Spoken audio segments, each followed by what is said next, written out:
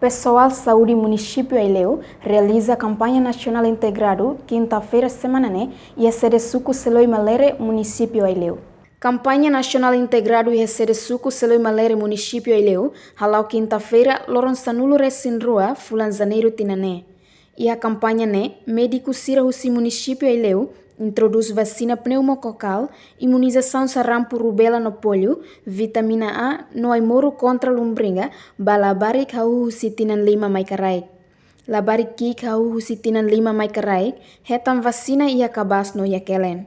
Além de se continua halamos vacina Covid sanulu resinsia, balabarik ho idade sanulu resin roa, no vacina dose booster, ba idade sanulu resin walu baleteng. Está lançamento campanha vacinação balabarik sira idade 05. Nós continua ação vacinação Covid-19 boxer no makia, ba idade de 12 anos até 18 balete. Hoje está lançamento a nível posto, está lançamento de sucos lemalere, e sucos lemalere está faz by posto hat nessa aldeia Cotabouro, aldeia Malera se concentra no centro, e aldeia Cabasfate concentra no clínico Maitanian, aldeia Marusa Taratihi concentra no posto sanitário Marusa, e aldeia Hularema concentra a sede aldeia Hularema Rasi. Então, a intenção de lançamento hoje a nível suco está quase cobre tudo queres, para não bele atingir as metas de mesmo que o Ministério da Saúde fona programa vai suco aldeia.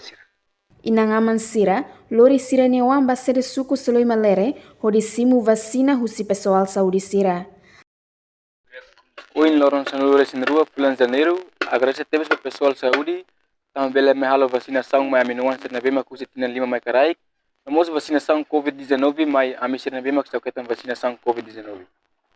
Além de inangaman sira mo susuba governo, atu continua halau vacina to iha area rurai sira.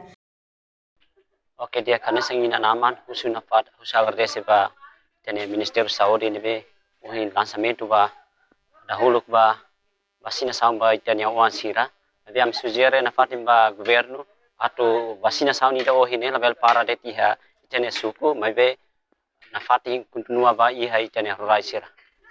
Reportagem Cidade de Araújo, Televisão Timor Post.